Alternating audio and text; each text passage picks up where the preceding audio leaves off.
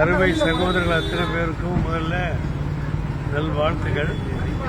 தமிழக முதல்வர், திராவிட மாடல் ஆட்சி நாயகர் தளபதி மு.க.ஸ்டாலின் அவர்கள் உடல் நலம் குறைவாக இருக்கிறதாக கூறப்பட்டு இந்த மருத்துவமனையில் இருக்கிறார்கள்.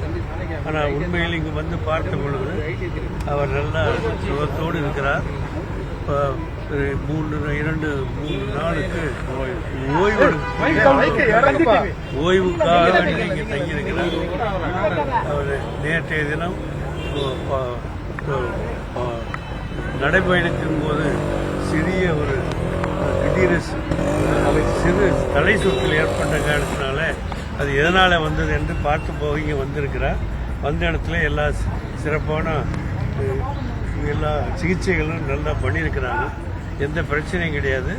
அவர் மந்திரிகளை அமைச்சு மாநில நம்ம சீஃப் செக்ரட்டரியை அழைச்சி அவரோடு கன்சல்ட் பண்ணி இங்கே காலையிலேருந்து அவர் நடந்துகிட்டு இருக்கிறார். எந்த பிரச்சனையும் கிடையாது.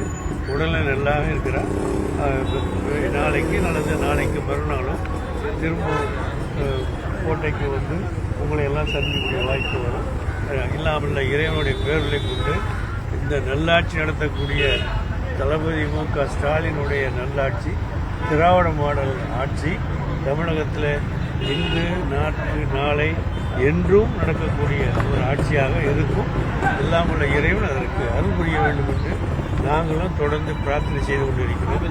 எங்களுடைய பிரார்த்தனை எப்பொழுதும் படிக்கக்கூடியதாக இருக்கும் என்று தெரிவித்துக் கொண்டு எல்லோரும் அவர்களுக்காக வேண்டி பாராட்ட வேண்டும். நடக்கக்கூடிய காரியங்களை, செய்திருக்கிற நல்ல காரியங்களை உடனடியாக மக்களுக்கு எடுத்து செல்ல வேண்டும். வருங்காலத்தில் இப்படிப்பட்ட நல்லாட்சி தமிழகத்தில் தொடர்ந்து நீடிக்க வேண்டும் என்ற உணர்வோடு பத்திரிகை துறை நண்பர்களும் ஊடகத்துறை சகோதரர்களும் முயற்சி வேண்டும் என்பது என்னுடைய வேண்டுகோள். வணக்கம். ரொம்ப நன்றி. சார், முதல்வரை நேரில் பார்த்தீங்களா சார்? இல்லை, நேரில் பார்க்கல.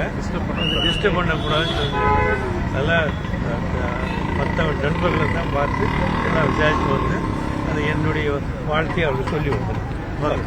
ரொம்ப நன்றி.